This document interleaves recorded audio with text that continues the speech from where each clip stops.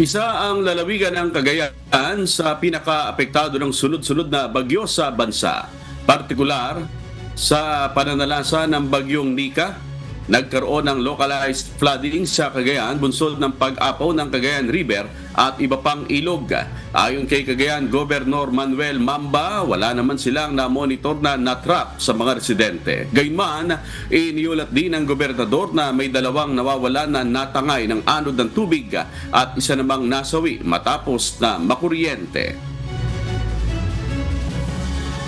Meron kaming related na missing na dalawa dahil yun nga, habang lumalaki yung tubig, kinukuha nila yung mga logs na no, pati mga patay na mga baboy o So, they try to fish this out sa river, bali pati sila ay natatangay.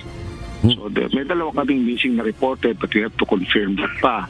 And then meron kaming namatay din na sa electrocution, no, dahil sa pare-restore ng mga ng electric lines, no.